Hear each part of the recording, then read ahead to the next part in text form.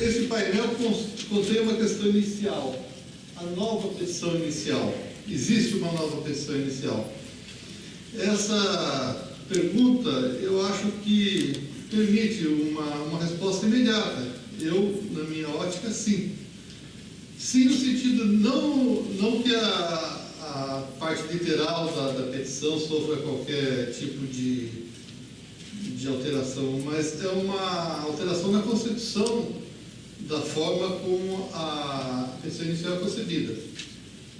O advogado terá que se preparar melhor para propor uma lei, terá que analisar documentos, investigar a viabilidade, a chance de sucesso, se precaver e precaver seu cliente de uma eventual sucumbência. A pessoa terá que ser muito mais técnica, porque se exigem agora requisitos mais específicos. Então, a resposta é sim, uma nova petição inicial. A má notícia é que, respondida essa pergunta, todas as demais que dessa decorrem não podem ser respondidas nesse momento. Apenas o andamento dos entendimentos jurisprudenciais e a manifestação da doutrina é que nos trará condições de dizer exatamente o alcance que essa reforma terá. Lembro ainda que existirão diversas ações diretas de constitucionalidade, já há uma em andamento com relação à justiça gratuita, que poderá trazer também alterações. Hoje não há muito o que fazer, a não ser tentar identificar quais são esses problemas e imaginar a melhor solução possível dentro desse quadro de incertezas. Eu me proponho aqui a falar brevemente, até para que a gente possa dar uma oportunidade para perguntas, que eu acho importante nesse tema, sobre a petição inicial, sobre o valor da causa, sobre a sucumbência. Eu creio que esses três temas são os que, nesse momento inicial, mais afligem os operadores do direito. Eu trouxe aqui alguns slides, apenas para a gente possa ter uma ordem lógica na exposição. Sobre os requisitos da petição inicial. A redação original do artigo 840 da CLT falava que a petição escrita deverá conter qualificação e tal, e uma breve exposição dos fatos, o pedido, a data e assinatura. Notem que aqui só fala pedido, não fala certo, determinado, não fala valor. Também não há menção aqui a valor da causa. Já o Código de Processo Civil de 73 falava do pedido com suas especificações.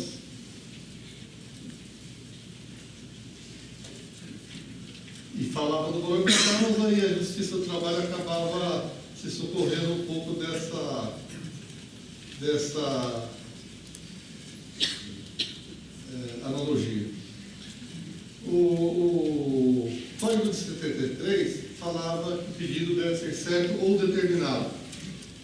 Usava essas expressões certo ou determinado como coisas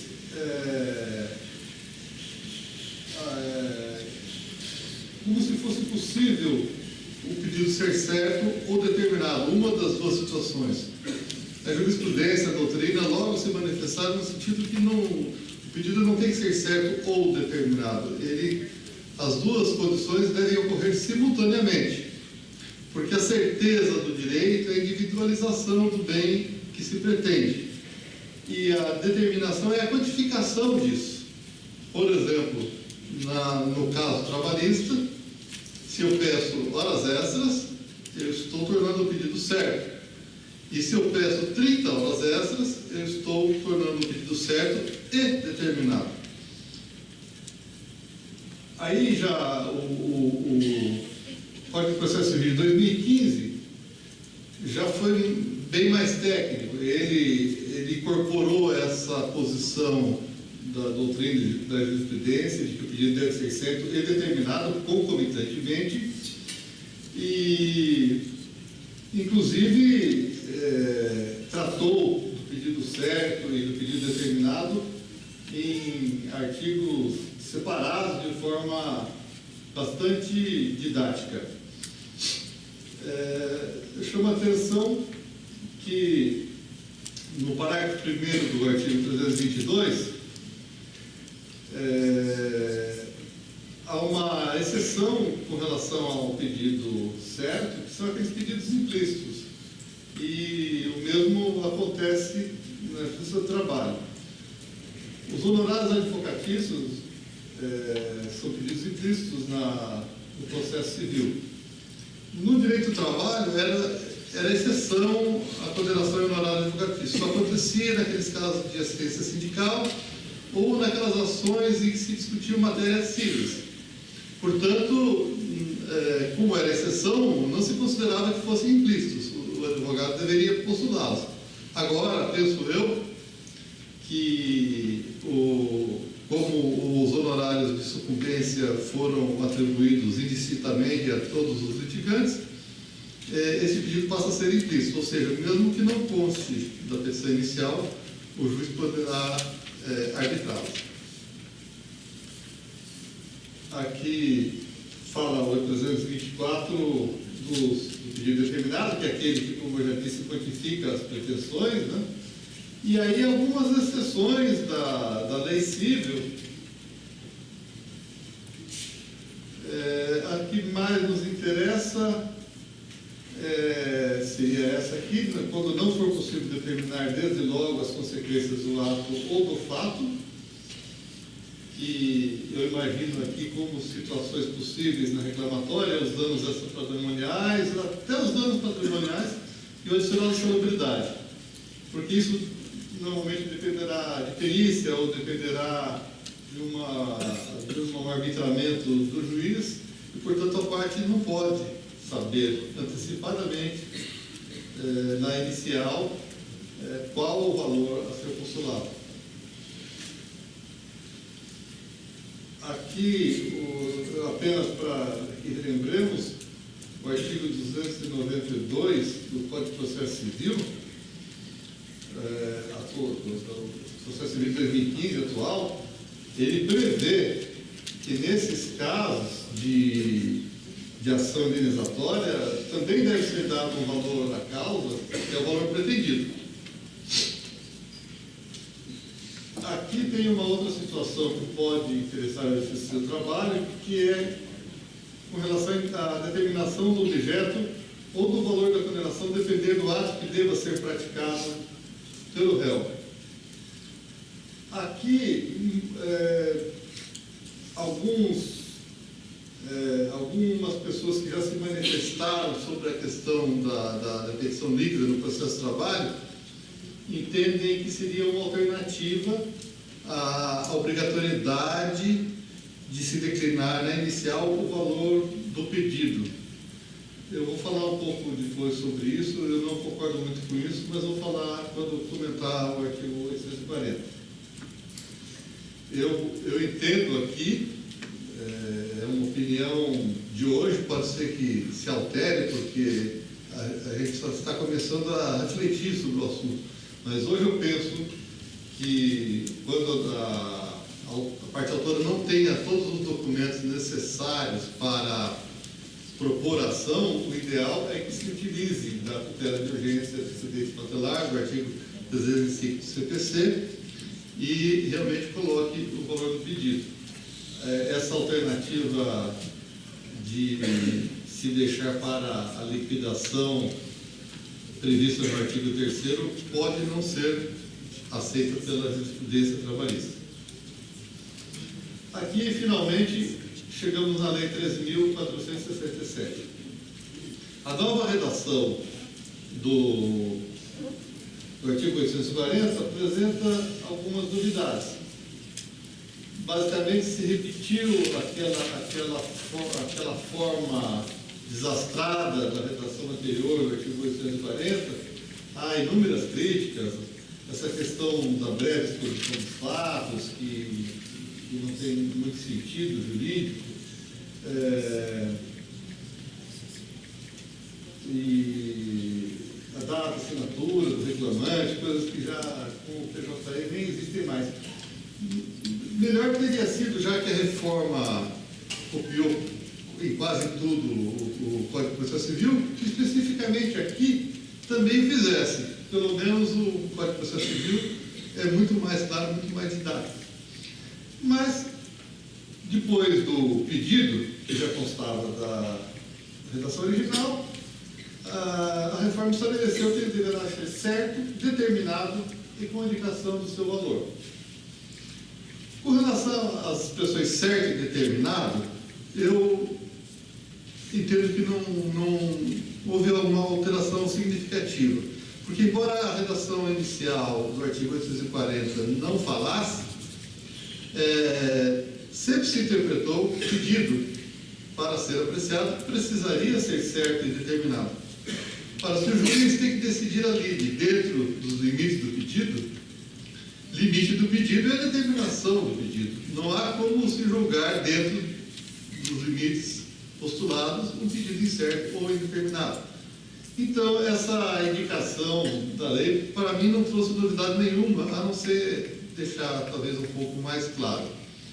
A grande novidade, e que daí não existe nem no processo civil, é essa indicação do seu valor. Aí é que está o grande problema. Quer dizer com isso, o artigo 840 da CLT, que daqui para frente, ou da vigência da lei para frente, as ações deverão ser líquidas? Essa é a grande questão. Ainda não há muita doutrina sobre o assunto, porque é muito recente. Mas eu tenho escutado algumas palestras ou conversado com alguns colegas, lido alguma coisa, e basicamente há duas correntes. Os que entendem que deve ser totalmente líquido, inclusive com marcha de carro e tal, e outros que entendem que não precisa, que isso feriria o princípio da simplicidade, o princípio da proteção do trabalhador e um monte de outros argumentos, inclusive de natureza constitucional. O problema de se entender que a petição não precisa ser líquida, não precisa indicar valor, que isso é inconstitucional, coisas assim, é que dificilmente essa tese prevalecerá na jurisprudência, pelo que tenho ouvido. E aí, mesmo que eventualmente eu esteja enganado e que acabe prevalecendo, envolvendo matéria constitucional, desaguarão todas as ações trabalhistas no Supremo Tribunal Federal para discutir se é constitucional, se não é. Então, é uma aposta bastante arriscada entender que a ação pode continuar tudo como estava, que não houve alteração, que isso daí não vale, etc. Eu acho imprudente. Daí existe uma posição intermediária, no sentido que há possibilidade de pedidos líquidos daquelas exceções do artigo 324 do CPC. Eu vou tentar voltar aqui, o 324 aqui. Quando a determinação do objeto do valor da condenação depender de ato que deva ser praticado pelo réu. Essa é uma. Tem uma anterior que é essa. Quando não for possível determinar desde logo as consequências do ato ou fato. Aqui, eu não tenho dúvida que é aplicável. Há uma lacuna na CLT e há uma compatibilidade e há uma lógica nisso. Nas ações de danos morais ou patrimoniais, e mesmo nos pedidos em que se discute adicional de insalubridade, que podem ser deferidos em graus variados, conforme a perícia, a parte não tem condição nenhuma de fixar um valor. É impossível. Então, eu acredito que a jurisprudência não resistirá a aplicação do 324 de forma supletiva nessas duas hipóteses. Tenho mais dúvidas com relação ao inciso terceiro. O inciso terceiro, para alguns, resolveria 90% das ações trabalhistas. Por quê? Porque as verbas trabalhistas, normalmente, são provadas com documentos que estão em posse do empregador. Cartões ponto, recibos de pagamento, etc. Então, tenho ouvido alguns colegas dizer que esse artigo 3º resolveria todas as situações que são a maioria. Eu, nesta data, discordo um pouco. Eu tenho a impressão que esse ato que deva ser praticado pelo réu não é aquele ato processual de juntar os documentos em fase de liquidação, quando determinado pelo juiz, ou mesmo durante o processo de conhecimento. Eu acho que aí é um ato prévio, um descumprimento, por exemplo, de uma obrigação de fazer, como se tem ali exemplo, pedido de reintegração, pedido de indenização por dispensa discriminatória, etc. Não me parece, pela sistemática do Código de Processo Civil, que aí se refira ao descumprimento de uma determinação judicial no curso já do processo. Como a inicial vai antecipar que o réu descumprirá a determinação judicial e relegará o cálculo para a fase de liquidação. Eu acho que não se aplica. Ainda que se aplicasse, tenho algumas dúvidas dos efeitos práticos que isso traria. Porque se declara na inicial que não tenho os cartões ponto nem os recibos de pagamento para fazer o pedido líquido, e a defesa vem e diz que os forneceu ao empregado, e muitas vezes até pode ter recibo disso, e isso acontece, principalmente em empresas grandes, como ficaria a inicial? Seria daí a partir da contestação que junte a comprovante que o reclamante dos documentos indefere a inicial e condena o autor em custos e honorários advocatícios? É uma questão. É um outro motivo pelo qual eu acho um pouco arriscado colocar todas as fichas aqui nesse artigo 3º do Código de Processo Civil. Na minha opinião, e não sei se prevalecerá, eu acho que não. Eu acho, pelo que eu tenho ouvido, a maioria das pessoas vai entender que o pedido deva ser líquido. Eu entendo que essa indicação do valor, mas é uma posição minha e é de hoje, não significa liquidação. Eu penso que aí se exige um valor aproximado. E por que eu penso isso? Não é porque seja difícil liquidar. É difícil, mas o advogado tem conhecimento, ou pelo menos, em teoria, deveria ter conhecimento técnico para fazer liquidação. Esse não é um argumento jurídico. Por esse motivo, não haveria empecilho. Também, como já disse, como já antecipei, não entendo que seja aqueles casos do inciso 3º do 284. Eu penso que a liquidação desde o início não é necessária porque é inútil. Para que serve a indicação do valor? A indicação do valor serve para o cálculo de eventuais custos, honorários advocatícios, de sucumbência, etc. Para esse fim, é irrelevante que a ação seja totalmente liquidada, com minúcias, com correções, com base de cálculo. Um valor aproximado serve muito bem a esse objetivo. A lei, então, se entender que aí estaremos exigindo a liquidação, a lei estaria fazendo uma exigência praticamente inócua, com o único e exclusivo propósito de dar trabalho. Nas ações trabalhistas, raramente a liquidação que for feita já desde a inicial será uma condenação.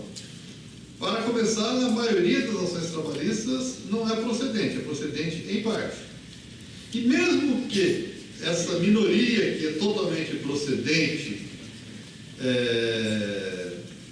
acabe virando uma condenação, raramente o valor de cálculo baterá. Uma diferença de R$1 na base de cálculo por uma verba cuja incidência se torna controvertida ou que haja uma divergência jurisprudencial quanto à sua inclusão, uma diferença de R$1 vai mudar os cálculos todos para frente e a fase de liquidação, que aí começou desde a inicial, será totalmente inútil. Eu penso que a lei não deve fazer exigências inúteis, e é totalmente inútil essa liquidação. E gera um outro problema.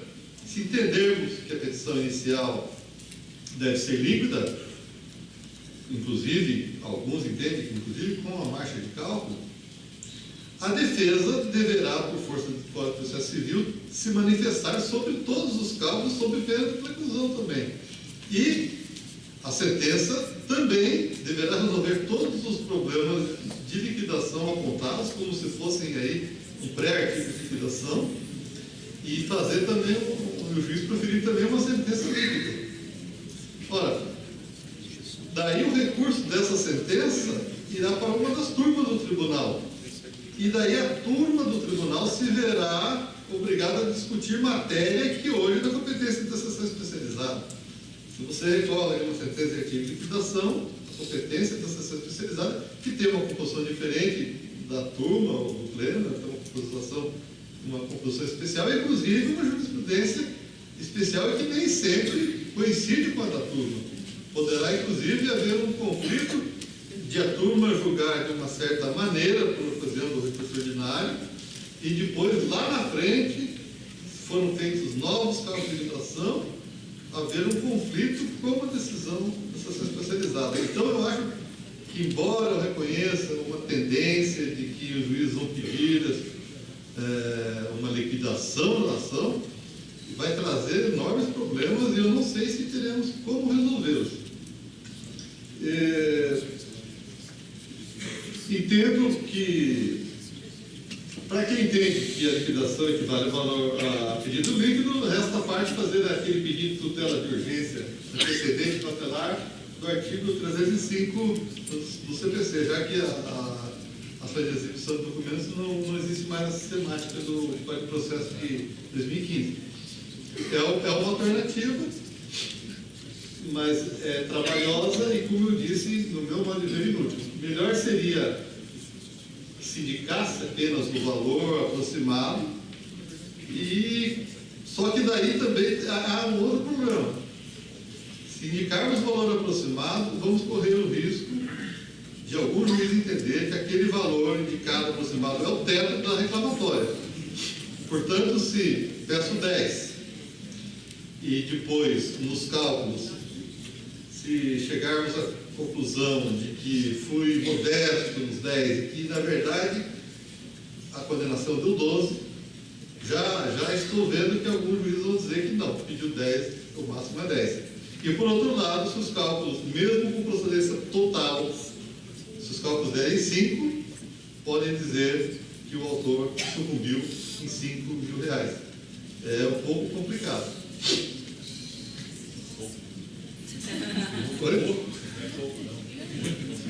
Para mim é um pouco, para vocês é muito.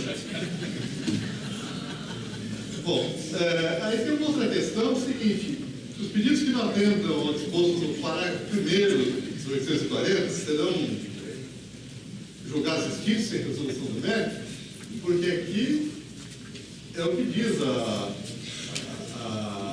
CLT. E se não é indicado o valor do pedido, por exemplo, então aí eu questiono se é possível a aplicação supletiva do 320 do CPC, que é a possibilidade de emenda da inicial, ou se o juiz, desde logo, indefinirá. Eu não sei como a jurisprudência arrumará. Eu estou adivinhando que vão extinguir muitas ações aí. Mas eu não vejo problema que o próprio juiz supra a indicação do valor do pedido realmente é mais complicada. Eu acho que ele teria que dar prazo para emendar, ou teria que enfim, não tem outra alternativa. Com relação ao valor das custas, até porque a CLT é omissa, apenas a Lei 5.384, que fala da possibilidade do juiz arbitrar, eu acho que ela continua válida. O juiz pode arbitrar, principalmente se os pedidos já estiverem com o valor certo, é só fazer a soma. Ou, se não, nos outros casos, a lei autoriza também o juiz a arbitrar. Então, eu não vejo problema nenhum, nem compatibilidade nenhuma na aplicação do Código de Processo Civil de 2015. Aqui digo que ela continua omissa no que se refere ao valor da causa, digo que a aplicação supletiva de 2015. Aqui, daí falo, aí mostro, só para lembrar, como o Código de Processo Civil calcula o valor da causa. A reforma, ela complicou a vida, mas ao mesmo tempo, como ela trouxe todo o processo civil, o processo trabalhista, eu acho, inclusive, que retirou totalmente a esperança de uma autonomia do processo de trabalho. Então, nós vamos poder, pelo menos, aproveitar a experiência do civil. Há muita jurisprudência, há muito trabalho doutrinário. Eu estou tão preocupado porque já existe todo um histórico, né? Não é uma coisa nova no mundo, é uma coisa nova no processo de trabalho, não é nova no mundo, sempre foi assim. Aqui,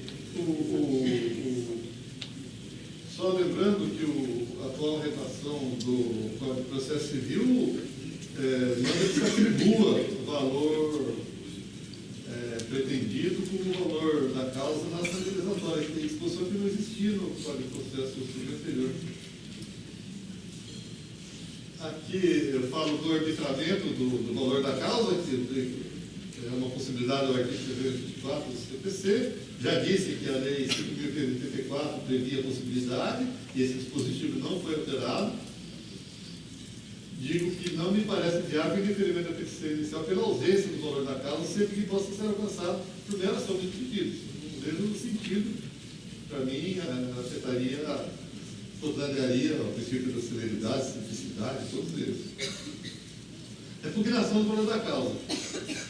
Ela volta a ter relevância.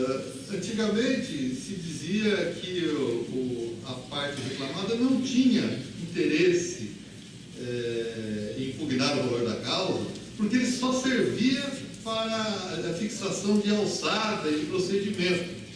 Então, se o valor fosse superior a 2 salários mínimos, qualquer outro valor era irrelevante ao reclamado, até porque as custas seriam calculadas aí sobre o valor da condenação. Então, não tinha relevância, não havia interesse em provocar a manifestação judiciária. Agora, com a fixação dos honorários educatícios, em caso de improcedência total, artigo 691, também é utilizado como parâmetro para aplicar penalidade de má-fé. Eu entendo que agora caberá, sim, e será importante, e o procedimento seria por omissão da CLT, o artigo 293 da CLT, do CPC. Honorários advocatícios, inclusive subvenciais, passam a ser devidos. Essa, daquela questão do valor da causa, do valor dos pedidos, aliás, é a que mais tem incomodado e afligido as pessoas que trabalham com o direito de trabalho. Na verdade, os honorários não chegam a ser uma novidade na Justiça do Trabalho. Eles já existiam sob a forma da assistência judiciária e já existiam também naquelas ações ditas cíveis. A novidade é que passou a ser devido na universalidade dos casos.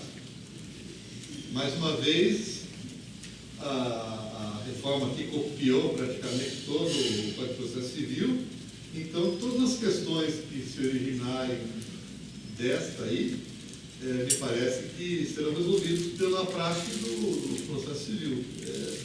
Deveria, pelo menos, funcionar aqui como funciona lá. Aqui, só estou... Aqui está tudo igual ao Código de Processo Civil, essa é a CLT, mas é a mesma redação. aqui tem essa novidade, né, que está sendo, inclusive, discutida por uma DI, tá, se não me engano, por um ministro Barroso. Eu acredito que ele vai dar uma liminar para suspender isso daí.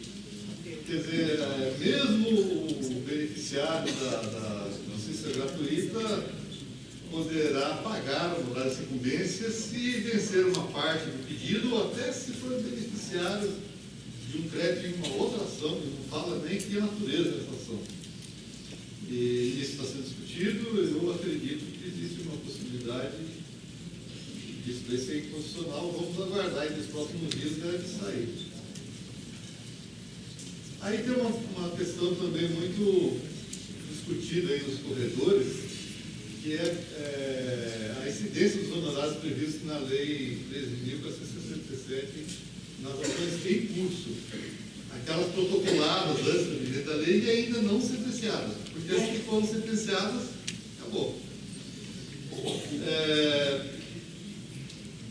O artigo 14 do CPC é uma regra geral que fala que a norma processual se aplica imediatamente, ao contrário das normas de direito material que se aplicam para o futuro. Existe um enunciado administrativo do STJ que é mais ou menos recente, é anterior à reforma, mas mais ou menos recente, que diz respeito àqueles recursos posteriores à reforma do Código de Processo Civil de 2015, quando passaram a ser devidos honorários no recurso.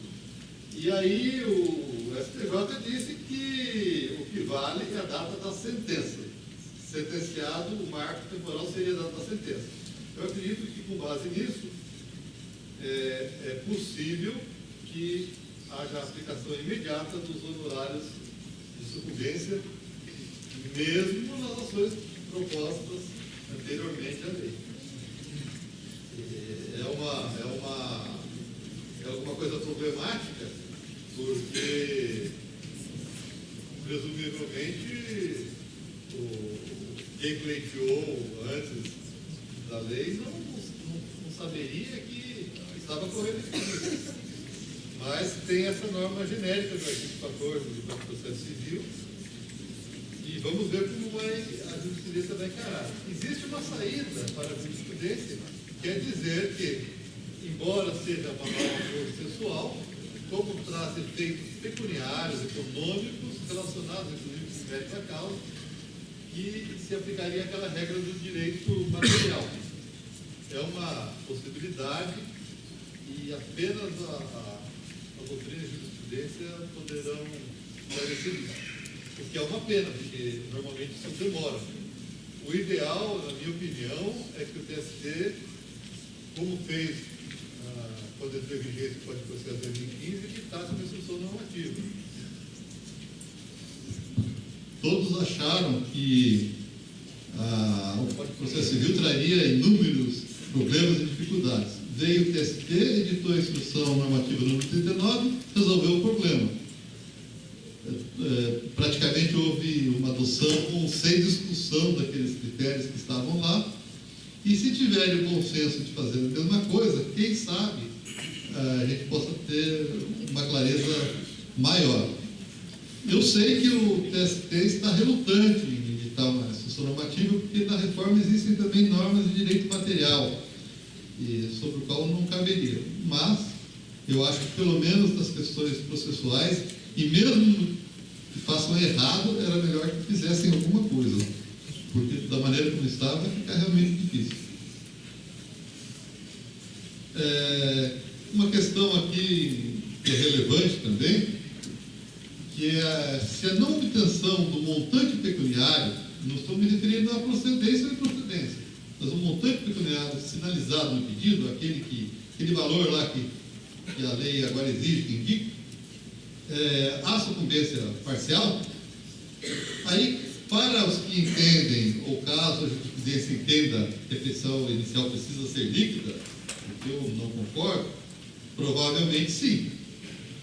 Mas se adotarmos a tese de que o valor pode ser aproximado, a indicação do valor é valor aproximado, eu entendo que não haveria sucumbência.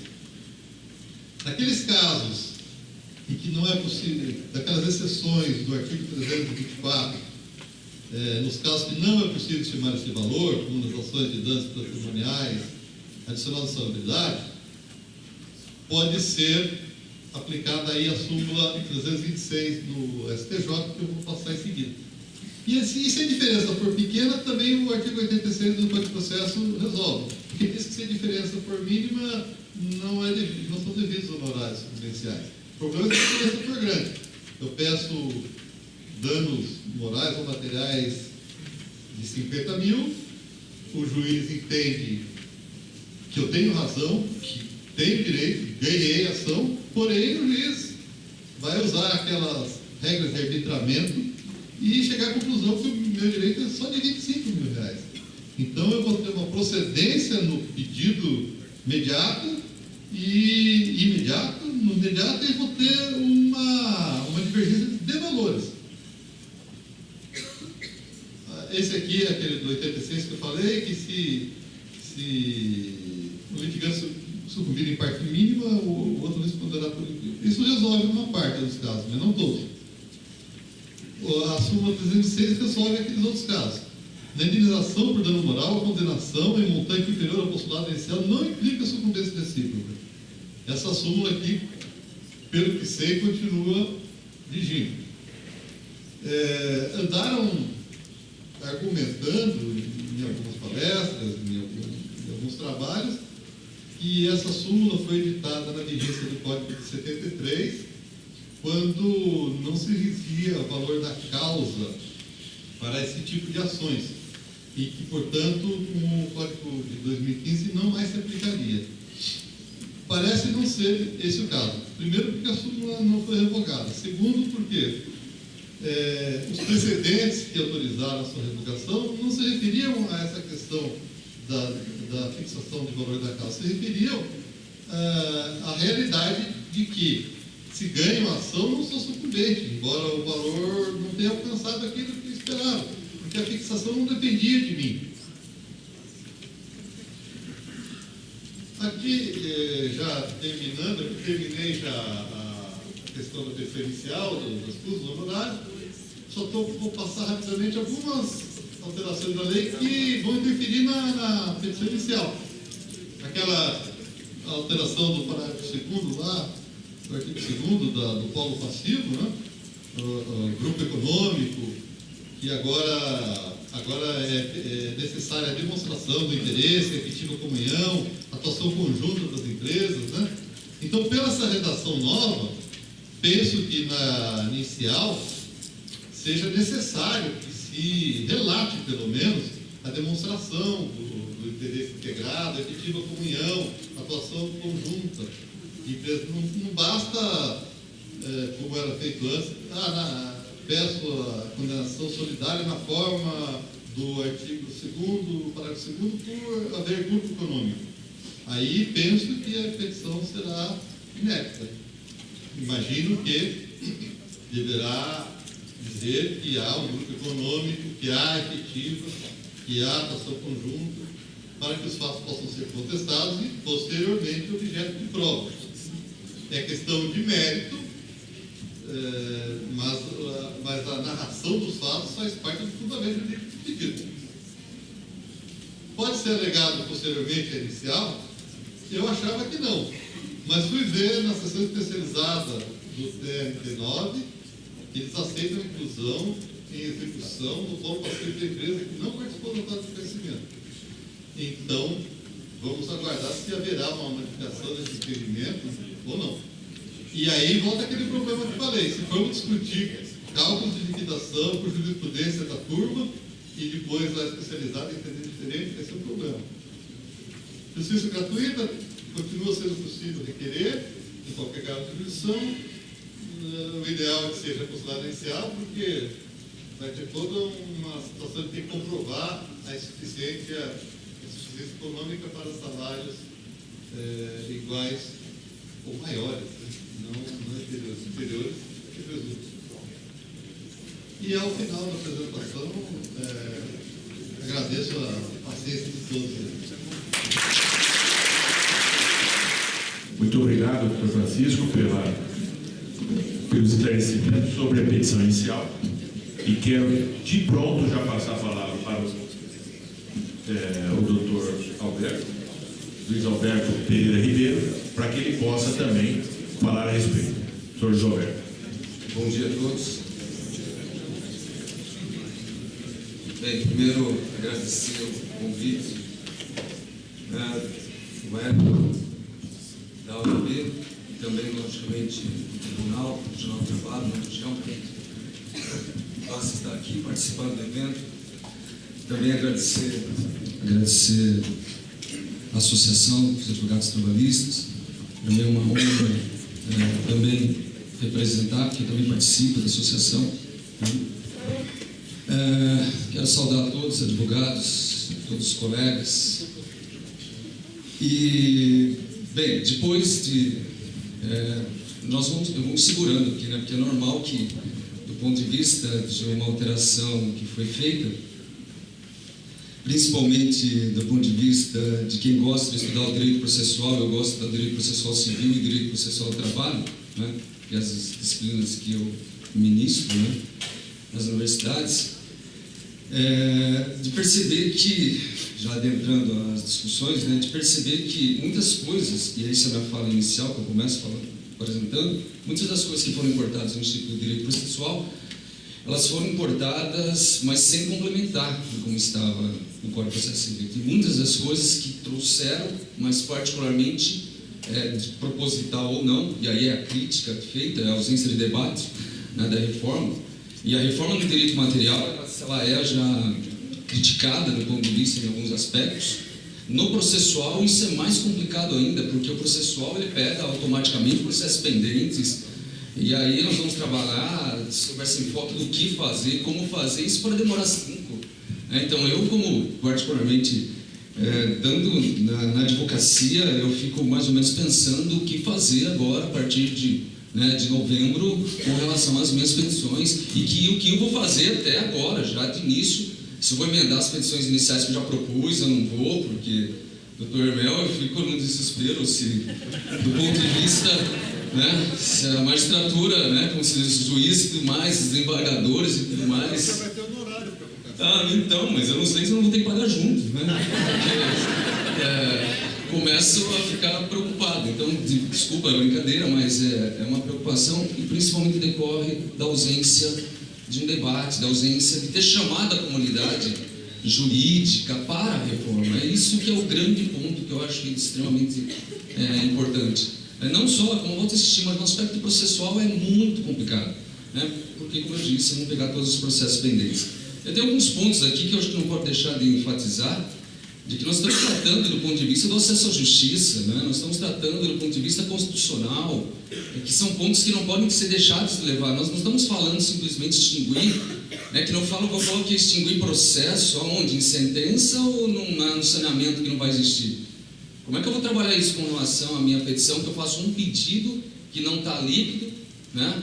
Ou que eu vou liquidar já com medo da sucumbência, porque se eu liquido com medo da sucumbência, o meu cliente ele vai sair devendo, né? Por exemplo, no caso, se eu for um autor, né? No caso de um trabalhador, por exemplo, então esse é um ponto que eu acho que tem que chamar a atenção, de que a Constituição não mudou. A Constituição ela assegura o acesso à justiça a todos, né? Do ponto de vista. E essa tecnicidade existente que não foi importada para o sistema da CLT nesses pontos, né? Porque ela não foi trazida com cuidado, que é isso que eu chamo a atenção, né? E aí eu coloco, por exemplo, aonde lá no parágrafo 3º da alteração, né? Então eu vou trabalhar mais ou menos no sentido de uma conversa mais, porque como foi colocado muitas coisas já aqui, acho que é mais fácil eu trazer os meus, como se diz, né? Anseios, dúvidas, e para a gente poder discutir e trabalhar, né? Porque eu acho que isso é importante, né? Porque não sou eu aqui, ou muito menos, quem diga eu, né? Mas que vou chegar e falar assim, olha, né, vamos solucionar isso dessa forma. Sinceramente, pelo contrário. Eu vou dizer que eu acho no final que eu vou fazer, né? E se vai dar certo ou não, espero que a mãozinha assim, né, dê certo, porque senão nós estamos perdidos, assim, por exemplo, perdidos mesmo, né? Então, quando eu digo no parágrafo 3º, os pedidos que não atendam ao disposto no parágrafo 1º deste artigo serão julgados e extintos sem resolução de mérito, então julga já de início, porque aí eu já sei o que eu vou fazer, né? Porque se julgar só na sentença, depois de instruir todo o processo, não vai fazer muito sentido, mas é assim que funciona. E como é que eu vou fazer depois? Então eu estou só chamando a atenção das modificações. Isso está disposto lá no CPC? Não. O CPC ele vai na petição inicial, né? Ele vai dar inépcia, ele vai tratar. Mas do pedido aqui ele não fala isso, né? Isso que eu quero chamar a atenção. Então, algumas modificações foram feitas que eu acho que não tomaram porque não teve devido debate a respeito disso. Tá? Então o que eu chamo a atenção é esse ponto. Nós não podemos esquecer que o acesso à justiça é de suma importância. Nós estamos trabalhando a ideia de que o acesso à justiça é privilegiar, acima de tudo, o que a gente chama de julgamento de mérito, né? Que é aí que eu acho que tem que chamar a atenção. O processo ele não pode ser um instrumento do ponto de vista, e olha quem está falando assim, quem gosta de estudar processo civil. Eu adoro estudar processo civil, né? Adoro mesmo. Mas o processo ele não pode ser um mecanismo ou meio de injustiça também. Isso tem que ser chamado a atenção, né? Nós não podemos, por mais que eu defenda dessa aproximação do direito processual civil para o direito processual ao trabalho, nós não podemos esquecer que tem um direito processual ao trabalho. Como é que surgiu, né, a justiça do trabalho? Né? É que é uma coisa meio absurda, o reconhecimento do TST só agora, no final. É umas coisas assim que a gente... Por quê? Porque foi decorrente do direito material do trabalho que tudo isso surgiu, né? Que a gente for colocar. Então, como é que exige, particularmente, algumas alterações que fala que ainda permanece o juiz postulante, que na prática não permanece, mas fala que pode, né, propor a reclamação, e exige que se faça um valor, né, seja específico, né? Então, quando o dispositivo, doutor Mel, ele vem e fala assim, determinado e apurar o valor, para mim é lógico, é redundante, porque se eu falo em determinação, eu já estou falando do ponto de vista de quantificação. Quando a gente pensa em certeza, aquela característica dos elementos que identificam, né, a gente pensa, logicamente, em determinação naquela quantificação, na individualização do objeto, que é isso que lá na liquidação vai acontecer, né? E aí já chamamos aquela ideia, né? O dispositivo ele vem e fala, tenho que liquidar, perfeito, tenho que liquidar, mas não acabou com a liquidação de sentença, né? Pelo contrário, ele manteve a regra, estava previsto, liquidação de sentença, 3 formas, né? Ele só alterou para falar que a liquidação por procedimento comum, né? Mas ele falou lá, liquidação tem 3 formas. Então, para que tem liquidação se eu vou ter que liquidar todos os pedidos? Não, mas é porque o valor tem que ser estimado. Então ótimo. Se o valor tem que ser estimado, particularmente, ele não pode, logicamente, exigir de mim, do ponto de vista de que, ao você der valor estimado, você não possa ter sucumbência parcial. Porque senão, automaticamente, como é que eu vou ficar? Então, só estou levantando primeiro alguns anseios, algumas discussões aí que eu tenho a respeito disso, né? Isso, volto a insistir, por causa, a meu modo de ver, de uma redação mal elaborada da reforma, né? Se a redação da reforma viesse e colocasse especificamente aplicar, por exemplo, o artigo 324 do Código de Processo Civil, que estabelece que, naqueles casos, os pedidos genéticos, estava resolvido isso. Mas que ia acontecer que teria grande parte das reclamações seriam feitas por isso. E daí? E grande parte das reclamações seriam feitas daquela forma. Qual é o problema disso? Essa é a pergunta. O que nós estamos privilegiando? Volto a insistir. Que se faça justiça do ponto de vista ou que se crie mecanismos burocráticos do processo para fins de gerar uma extinção sem resolução de mérito. Se for isso, automaticamente nós temos que rever toda a concepção. E insisto, no processo civil, né, não é assim que funciona, não é essa visão que a gente tem, né, do ponto de vista. Porque lá nós estamos trabalhando ideia, conceito de instrumentalidade de formas, nós estamos trabalhando outros mecanismos de pensar a ideia do quê? De privilegiar o julgamento de mérito. Insisto em colocar isso. Então, quando o dispositivo ele vem, e a incongruência dos dispositivos estão claras, né? Porque quando ele vem lá, reclamação pode ser escrita e verbal. Maravilha, então ele mantém a integralidade. Aí ele vem e coloca pedido certo e determinado com indicação. Assina reclamante ou o seu representante. Aí depois ele vem e coloca no parágrafo 2º do artigo 840, né? E coloca que se é verbal a reclamação será reduzida a termo no que couber disposto do parágrafo 1º desse artigo. Aí no que couber eu fico pensando, no que couber quer dizer o quê? Verbal quer dizer, então eu vou ter que indicar o valor, no que couber quer dizer isso ou não. Aí vai ficar a critério de quem entender, né? No que não couber quer dizer, não, ele não está falando de valor. Não, mas ele está falando de valor, porque o parágrafo 3º que aplica tudo, ele vem a dizer o quê? Os pedidos devem atender o parágrafo 1º. Então, tanto verbal como escrita tem que ter isso. Mas na prática não tem reclamação verbal. Então, eu só quero dizer que o sistema muda mas ele muda para piorar em alguns aspectos. Ele está piorando a situação para quem, logicamente, está buscando o seu direito, para quem está, né, ingressando com as suas ações. Então, essa incongruência ela vai criando dúvidas para nós. Tá? Mas o grande problema aqui, ao meu modo de ver, nada disso se não tivesse a questão da sucumbência parcial. Sinceramente, honestamente falando, né? Se falasse indicação de valor, se não tivesse sucumbência parcial, sem problema algum, porque por mais que eu estou falando assim, em termos práticos, bem prático, né? Por que não teria problema? Porque você colocaria valor e daria valor maiores, claro, porque é assim que a gente faz do ponto de vista do procedimento comum, nós sempre fazemos isso. Colocaria valor, qual que é o valor? Vamos de estimativa, mas sempre maior, né? Quer dizer, no caso, quando eu proponho as ações, a gente puxa, por quê? Porque eu estou sem os documentos.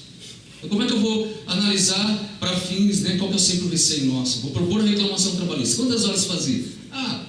Mais ou menos dava uma.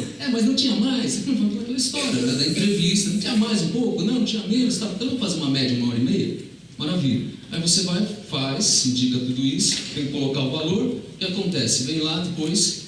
E impugnar então o controle de jornada vai ser uma loucura agora, porque eu vou falar que isso que eu estava até discutindo. Imagina assim, vou pedir para apresentar os controles de jornada, mas eu vou impugnar o controle, então eu não posso. Então eu vou ter que fazer um pedido de 2 horas extras por dia, impugnando o controle de jornada, porque eu não quero produzir isso. Mas se na prática chegar à conclusão que não era, né, ou seja, traz os controles que não são impugnados, ou eles não são, né, desconsiderados, vai gerar, logicamente, o quê? Uma sucumbência parcial de, vamos imaginar, deu meia hora.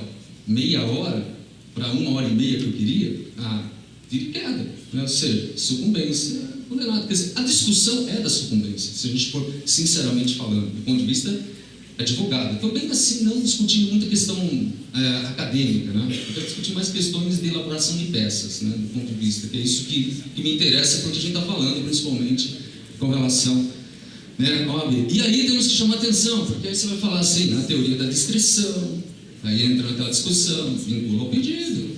Você colocou lá o valor, então você vai tomar cuidado. Até que eu fiz dias atrás, falou assim, dano moral pede só tal. Mas dano moral tem a súmula. Mas vai que não aplica a súmula do STJ. Imagina se eu estiver lá, né, pedindo 20 mil reais de condenação de danos morais, me dá 3 mil reais. 500 reais, né? Quer dizer, imagina a loucura que vai ser. Sucumbência parcial. Lascou. Não, mas tem a súmula. Vamos aplicar. Vai aplicar ou não vai aplicar? Importa-se. Então, são pontos que a gente tem muito mais com dúvidas para a respeito disso. Como, do ponto de vista, né, que eu vejo com relação a isso, como resolver algumas coisas que eu vou colocar aqui a respeito disso, né?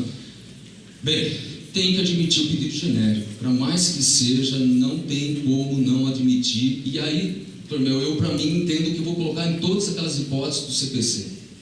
Se for estabelecido particularmente que o pedido ele tem que ser determinado e automaticamente liquidado, tem pedidos que não tem como ser aplicada essa regra. Então, a exceção à regra, e aí eu particularmente entendo que eu faria uma justificativa na minha petição inicial, justificando por que eu quero que seja aplicado esse dispositivo, né? Para fundamentar, para dizer, eu não tenho como estabelecer a quantificação desse valor. Por quê? Porque eu preciso dos documentos que se encontram com a empresa, né? Para poder automaticamente fazer. E veja, mas não é para quantificar, é que eu não consigo quantificar. É para que se possa trazer esses documentos para instruir normalmente o processo, para depois a sentença, automaticamente, se o pedido é líquido nessa parte, ela será uma sentença líquida em tese, não necessariamente ela pode ser líquida também. Tá? Mas não tem como. Aí que eu sou particularmente preocupado com aquelas questões que envolvem, e eu vou trabalhar com isso aqui daqui a pouquinho, que é as questões que envolvem, por exemplo, a cautelar. Porque a cautelar, na verdade, a chamada, né, tutela provisória antecedente de urgência provisória, vou confundindo tudo de novo, é tão grande que é no Instituto, do artigo, né, a partir do artigo 297, por ali do CPC, né, que ele fala. Então, a tutela de urgência, porque ela é de urgência, né, antecedente cautelar, que é a provisória, automaticamente, eu tenho dúvidas de preparar promover essa ação. Por que eu tenho dúvidas de promover essa ação antes? Porque o primeiro ponto que eu discuto é o seguinte: se eu entro com esse pedido, né, que é um pedido antecedente, né, na Justiça do Trabalho, e peço, e formulo, e venho e falo assim, eu quero que me apresente os documentos, para eu poder depois, né, aditar a petição inicial e continuar. Né? Então, o primeiro ponto, eu tenho que lembrar que o prazo prescricional não está interrompido com relação aos demais outros pedidos. Então aí eu começo a pensar, então acho que eu vou formular então nessa mesma um pedido de protesto judicial para suspender todos os prazos em relação a todos os direitos, porque eu tenho um problema de prescrição, que está correndo, né? Vamos imaginar 5 anos de contrato, começo a discutir e ficar preocupado. Então tá. Aí eu venho e formulo esse pedido, tudo bem. Vamos imaginar que ele, citado e tudo mais, ele não apresenta esses documentos. Né? Vamos imaginar que ele não apresenta esses documentos. Agora, nesse seu pedido, qual a consequência de não apresentar esses documentos nesta cautelar antecedente? Né? Automaticamente ele não poderá depois apresentar esses documentos lá quando você aditar a petição inicial, na fase de instrução? Lógico que ele pode. É litigância de má-fé, sim, mas até aí, né?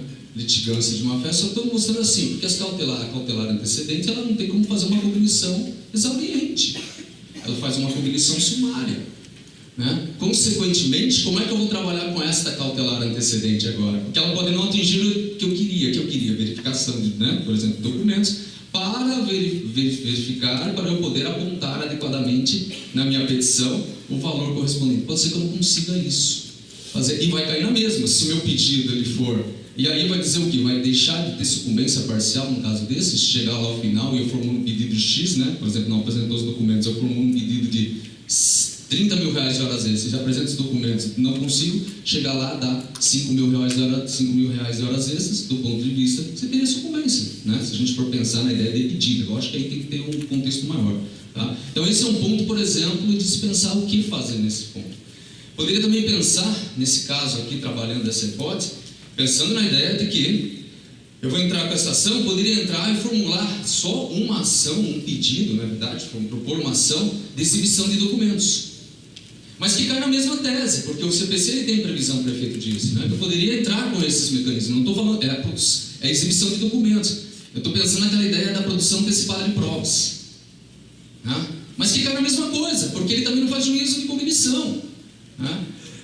Então, automaticamente, eu fico fechando o caminho. O que eu vou fazer, então, nesse ponto, né, com relação a isso? Eu vou propor minha ação, né, e vou automaticamente, nesse caso, pedir para que, logicamente, ele acolha como pedido genérico, porque não vou ter outra solução, né? E vou, nesse caso, justificar o porquê o pedido é genérico e vou, logicamente, para que, em sentença, ele automaticamente não venha a dizer que extinção sem resolução, que não é extinção, é uma decisão sem resolução de mérito. Extinção, nem o CPC utiliza a palavra mais extinção, mas tudo bem, né? Uma decisão sem resolução de mérito, né? Porque se ele fizer isso, automaticamente, olha como é que é a coisa, eu vou ter que fazer o quê? Propor uma outra ação, né, pensando com um pedido específico.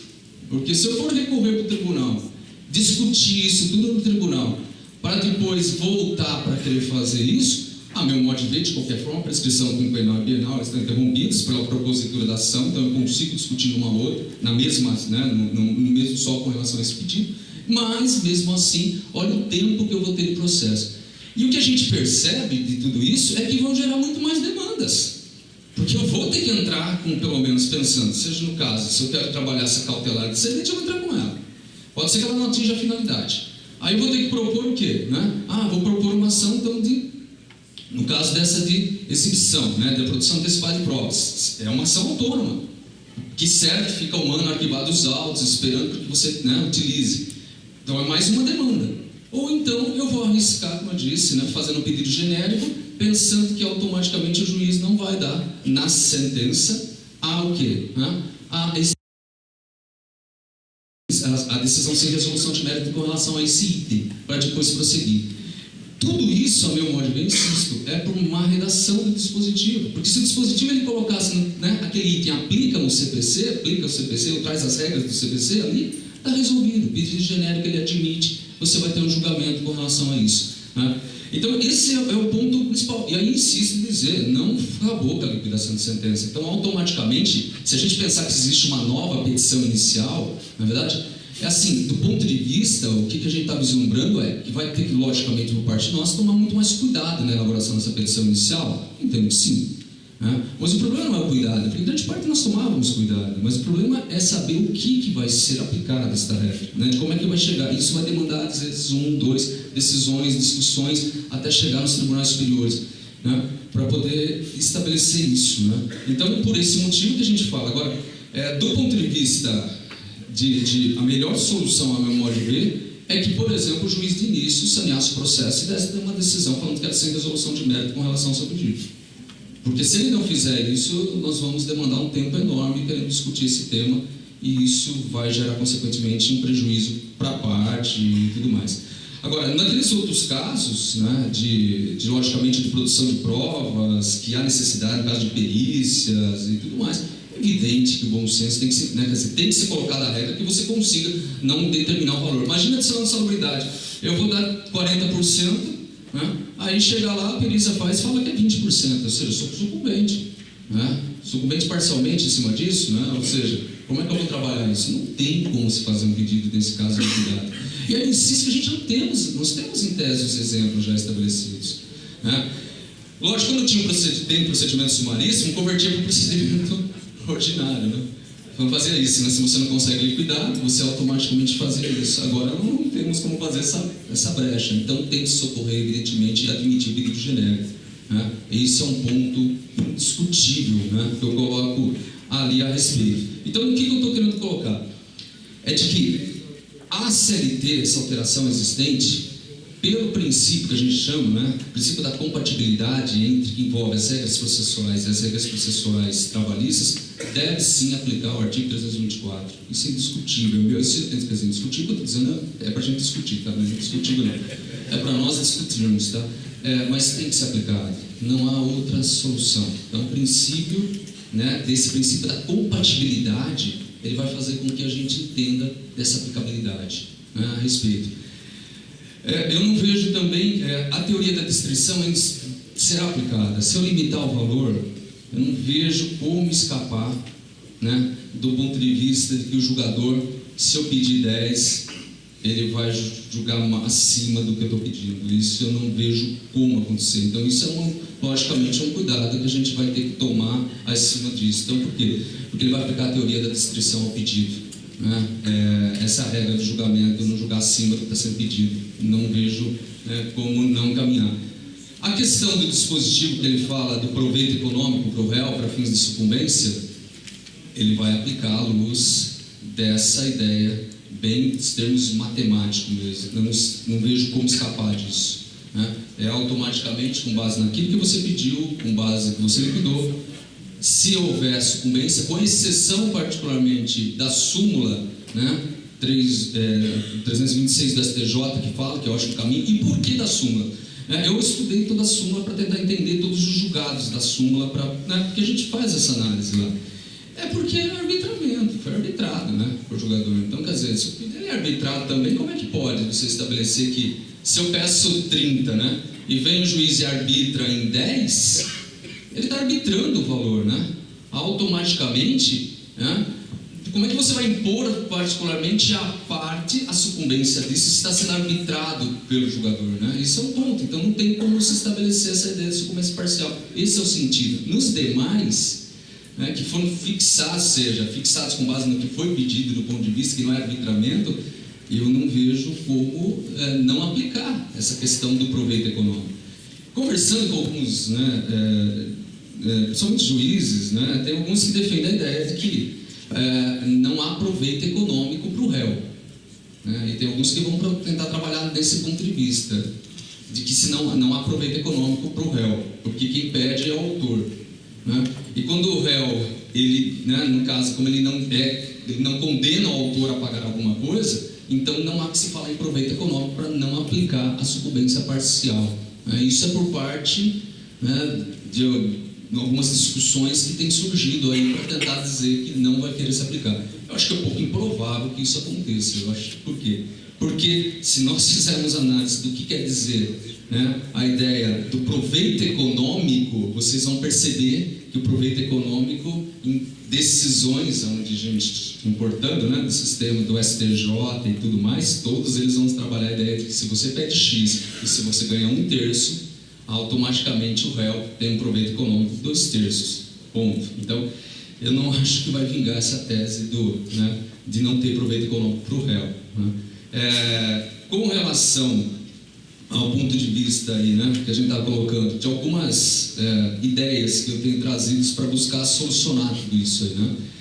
Bem, o que particularmente eu tenho pensado nesse ponto? Que a partir de agora, isso a gente tem visto todos, é uma tendência nesses casos de pedido genérico, por exemplo, é de se buscar ingressar com ou extrajudicial ou judicial do protesto, para interromper o prazo. Isso vai ser mais ou menos uma solução de caminho, né? Porque eu não vou ficar, quanto tempo pode demorar isso, né? Se eu preciso de uma medida dessa, acumular num pedido de tutela cautelar antecedente, né? Aquela ideia do pedido cautelar antecedente, provisório, com um pedido de protesto judicial para interrupção de prazo, eu entendo que, apesar dos procedimentos não se equivalerem, mas é importante frisar que, de qualquer forma, é um caso mais de jurisdição voluntária. Não é um caso mais de jurisdição voluntária, não. É um caso de jurisdição voluntária, que é o protesto, né? E o outro caso é um caso que, se não tivesse ali, ele seria de cautelar. Como particularmente não há mais processo cautelar, né, desse ponto de vista, há um pedido que a gente está falando, ali ele fala em emendar, editar a petição inicial para formular os outros pedidos. Então, pode ser que entenda que não dá para fazer na mesma ação esse pedido. Então, você teria que formular ou um extrajudicial, né, buscando um extrajudicial de interrupção de prazo, ou caminhar separadamente com uma ação de protesto judicial, para que interrompa o prazo, especificando quais são os pedidos que você vai formular na sua reclamação trabalhista. Enquanto isso, para que você consiga, ingressando com esta pedido de cautelar antecedente provisório, para que exiba os documentos, para que você consiga fazer o quê? Né? Apurar o valor para promover a partir disso, promover na mesma ação, né? Agitar a petição inicial. Seriam os dois caminhos, assim, de início que eu pensaria. Para resolver isso, como eu disse, que seria a outra solução, é que admitisse os pedidos genéricos. Não precisaria nada disso, né? Admitindo o pedido genérico, automaticamente, né, você teria o quê? Uma sentença nesses pontos que não seriam líquidas, sem problema algum, e que depois faria um procedimento de liquidação normal, conforme o CPC está previsto. O grande problema é que eu não acho que isso na prática vai acontecer. Eu acho que isso na prática não vai acontecer.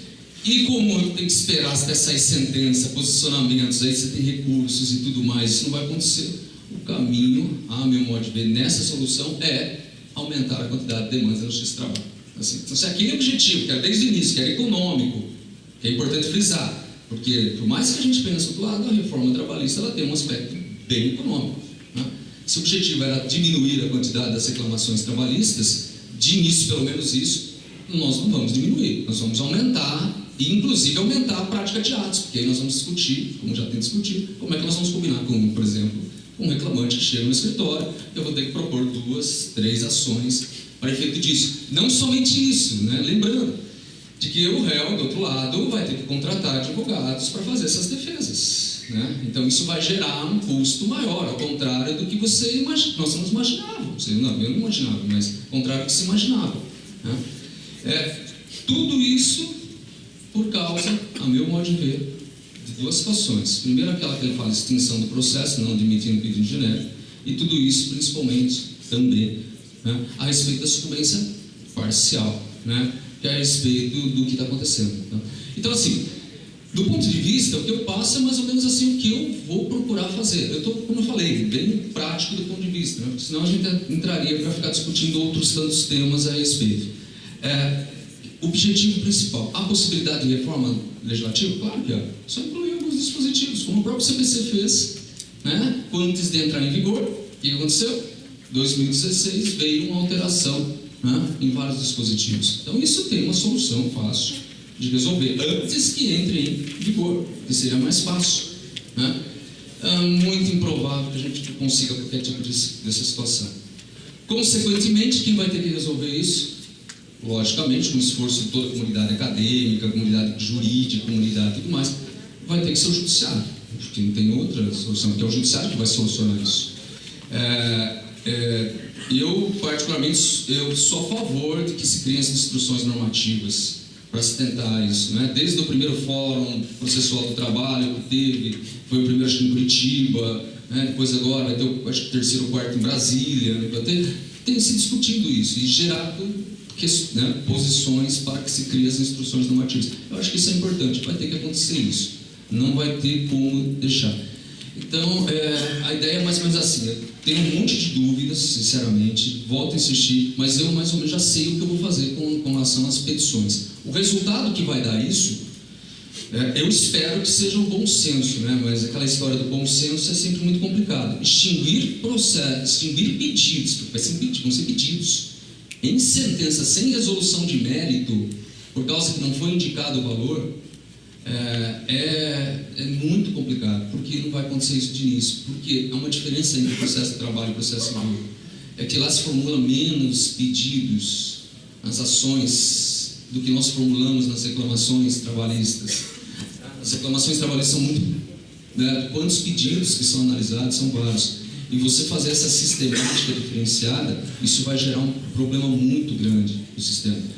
Então, assim, precisamos, na verdade, discutir para que se, logicamente, trabalhe a ideia de se orientar para tentar minimizar ao máximo os impactos. É uma nova petição inicial? A meu modo de ver, quando eu insisto em falar, eu não falo que é nova a petição inicial, eu não vejo muito isso como nova a petição inicial.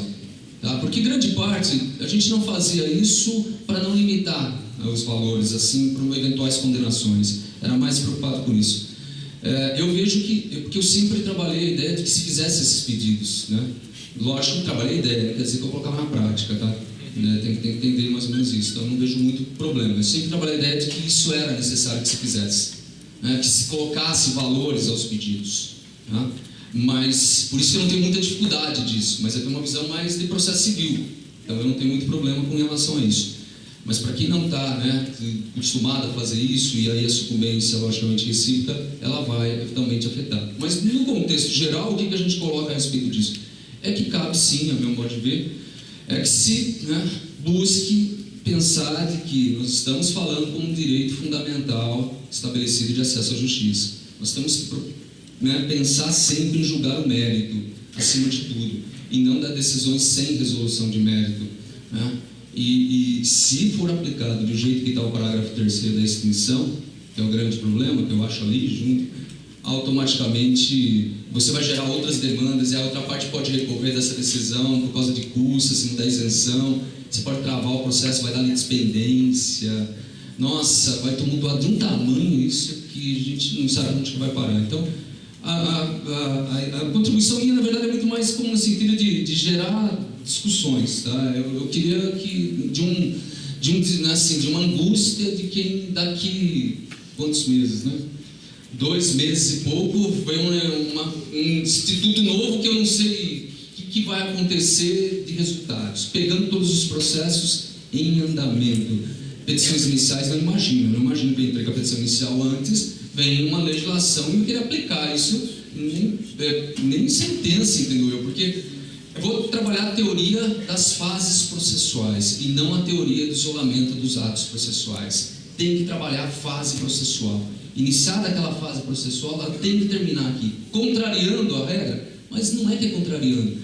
A regra de isolamento é para as alterações que são pontuais, alterações são aplicadas no contexto da prática do ato ou do quando o ato surge. Nesse caso não dá, imagina a petição. Imagina se todo mundo agora tem que sair ditando petição inicial, ditando não, para mim é emendando. Emendando a petição inicial para dar valor, vai virar uma verdadeira loucura. Vai chover, está lá na véspera da sentença, não, atravessando a petição, deixa eu emendar, porque eu não quero tomar sucumbência parcial. Como é que vai acontecer isso? Não pode, é por isso que eu acho que tem que aplicar a regra das fases processuais. Isolam-se as fases processuais. Fase postulatória, fase decisória, assim por diante, para poder aplicar. Iniciada com base numa fase, termina com base na mesma fase. Está resolvido. Você dá segurança jurídica, né? Porque se nós não acreditarmos nessa ideia de segurança jurídica também, nós estamos fadados aí, como já estamos, né? Sem dormir muito, e esperamos ansiosamente que a magistratura nos ajude aí a solucionar de uma forma bem mais, com bom senso, com uma interpretação sistêmica, analítica, né? Do que numa interpretação gramatical do que está escrito lá. Não vejo que isso seria a solução para isso. Tá? Então, assim, a ideia é essa, tentar falar um pouco sobre aquilo que eu acho e né, disposição, se possível, aí para a gente poder discutir mais. Gente, muito obrigado. Muito obrigado, doutor Roberto, pela contribuição. E nesse painel agora, se alguém tiver alguma pergunta, por favor. Doutora Olga primeiro, depois o doutor Sérgio. Honorários advocatícios na Justiça do Trabalho é algo que não existia. Tá? E nós estamos aqui discutindo os honorários com base no CPC. Eu fico aqui pensando, será que a gente não teria que aplicar os honorários na Justiça do Trabalho tipo? Eu pedi hora extra 3 por dia, ganhei 2. Então, o meu pedido, eu ganhei. Não vai ter sucumbência parcial. A sucumbência seria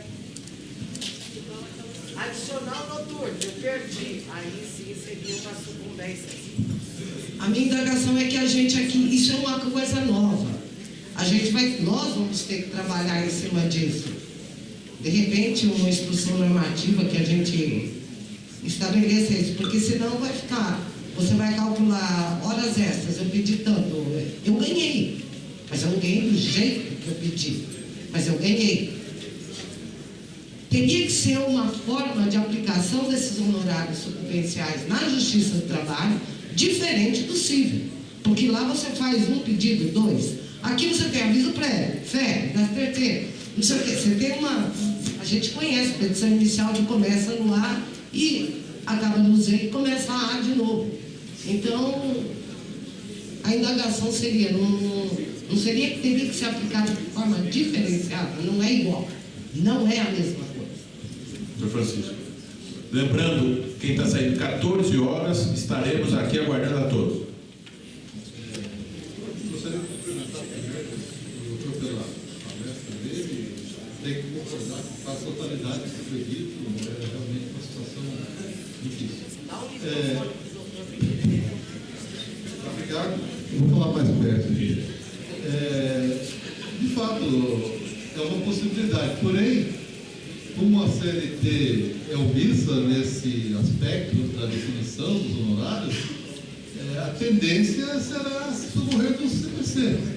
E no CPC não tem essa autorização que a senhora está reivindicando, a não ser naqueles casos que já comentamos da súmula 326 do STJ, aquelas ações em que não dá para realmente se fixar o valor de pedido. Então, eu acho difícil que aconteça um regramento especial para os honorários advocatícios sucumbenciais no Justiça do Trabalho. Até porque, como eu já disse, o processo de trabalho já era o processo civil. Sérgio, por favor. Em primeiro lugar, queria dar os parabéns pelas palestras profundamente instigantes e que fez com que a gente tivesse mais dúvidas e mais reflexões do que quando chegamos aqui.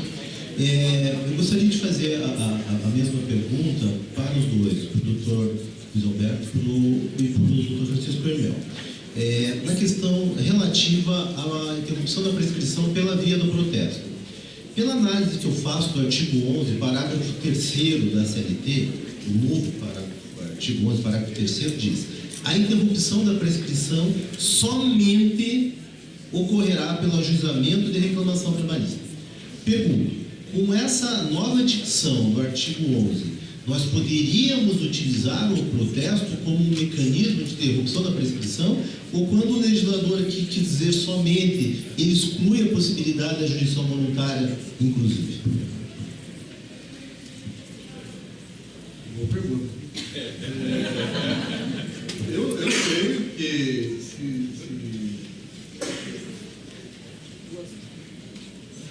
eu creio que pela interpretação literal aqui, que realmente é a intenção do legislador dizer que só a reclamação trabalhista, mas eu particularmente entenderia que ele está excluindo apenas alguns procedimentos que anteriormente se entendia que interrompiam. Por exemplo, se entendia que se o autor tomasse alguma providência que indicasse que ele estava correndo atrás do direito dele, ele não estava deixando que a prescrição fluísse. Porque a prescrição é a inércia. Se não há inércia, automaticamente, até um ato administrativo poderia, em tese, suspender. Agora, eu entendo que esse texto quer dizer que apenas as iniciativas judiciais interromperiam.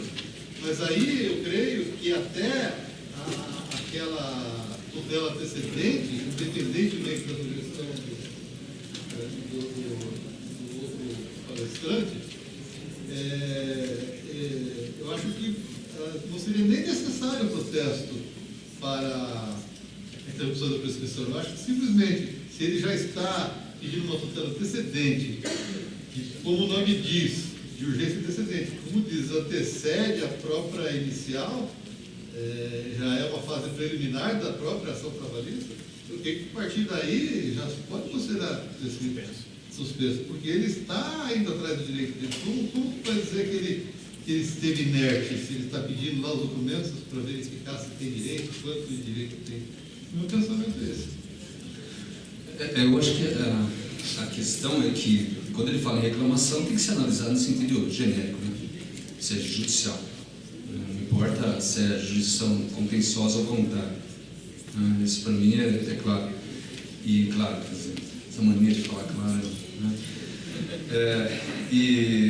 Mas essa questão com relação a antecedente, é que antecedente eu vou particularmente identificar o que eu quero, o pedido que eu relaciono com isso.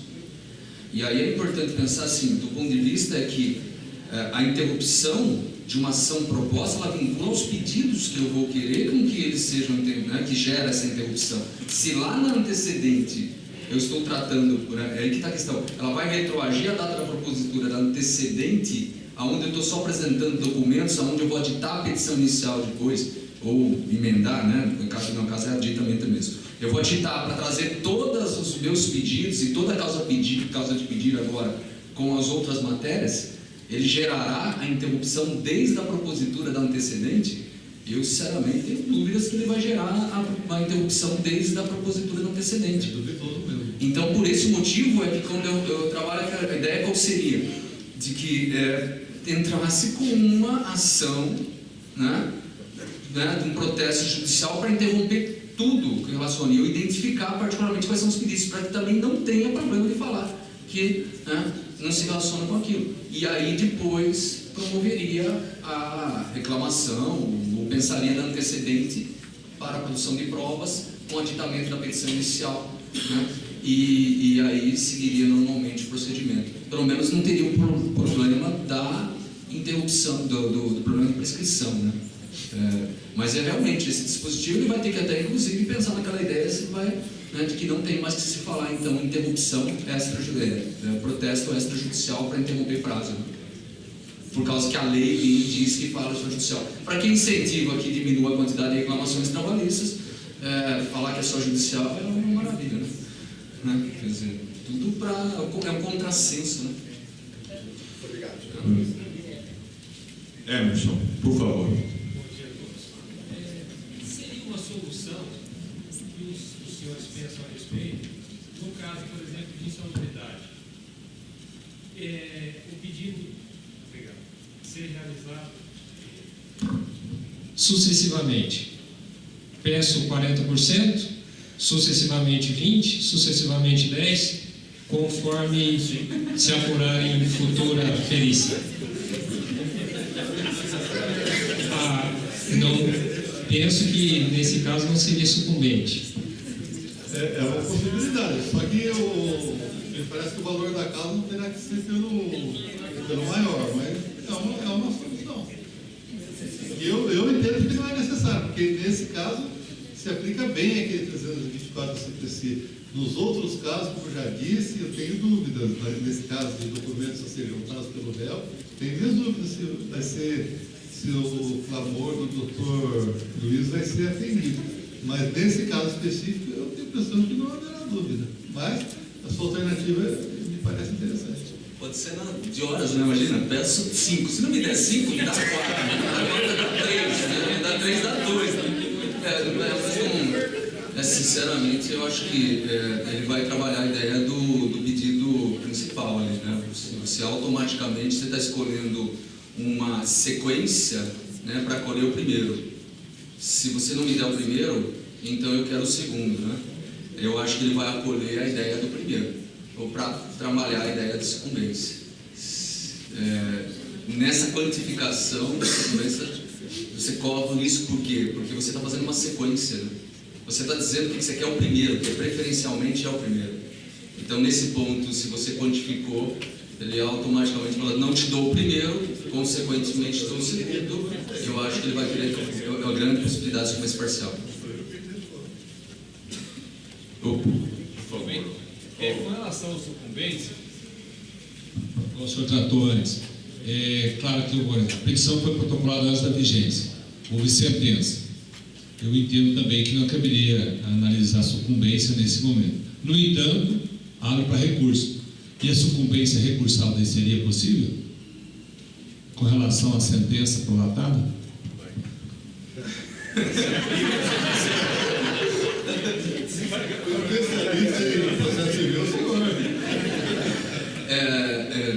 Questão temporal, a gente sabe que já há um entendimento, mas não é questão temporal que está querendo tratar, né? Sucumbência. Eu entendo que ali ele falou de 5 a 15 de honorários sucumbenciais. Ele não estabeleceu sucumbência recursal. Ele não vai aplicar. Porque ela não é omissão. Mas aí a ideia é que não seja omissão, né? Então, mas aí a lei vale nessa questão e na outra ela não vale? Estou esperando um pouquinho de coerência nisso, né? É que a questão ali é compatibilidade também, né? O princípio da compatibilidade, que eu acho que é importante. Eu, por mim, queria, tá? Assim, eu só estou querendo dizer mais ou menos a ideia de que, se o dispositivo ele vem e estabelece, né? Olha, a sucumbência é de 5 a 15, né? Estabelecendo isso, pelo contrário, não é que ele não estabelece, ele estabelece que está ali. Quando ele vem naquela outra hipótese e fala extinção sem resolução de mérito do pedido, né? Que todo pedido tem que ser certo, há por parte dele falar que pode ter pedidos que não sejam certos, ou melhor, não sejam líquidos, né? Que não sejam determinados os valores. Aí eu entendo que há, a certo ponto, uma lacunosidade. Mas mesmo que não tenha essa lacunosidade, eu entendo que é perfeitamente possível, pelo princípio da compatibilidade, que nesse caso seria aplicado o Instituto de prever, né, a ideia de aplicar o 324. Então, assim, é duro que tem horas que a gente vai pensar como aplicar ou não aplicar. Mas aí eu entendo que se eu estou privilegiando o julgamento de mérito, né, então aí eu reitero de novo, né, se eu estou privilegiando a ideia do acesso à justiça, eu acho que isso é o que faz com que eu pense particularmente em aplicar nesse caso de não extinguir e permitir que seja o pedido genérico, né, porque a gente sabe que não há como ser todos os pedidos determinados, liquidados, né. Agora, do honorários, eu realmente vejo que não ali, ele falou expressamente, deixou expresso que é 5 a 15%. Né? E por isso que eu não vejo para cá na questão recursal. Mais alguém? Não havendo manifestação, agradeço a presença de todos, dou por encerrado esse período e conclamo a todos a retornarem às 14 horas, onde ouviremos o Dr. Sérgio Murilo e o Dr. Mário Xavier, que está lá no fundo, escondido, lá não sei porquê. Muito obrigado e até a tarde.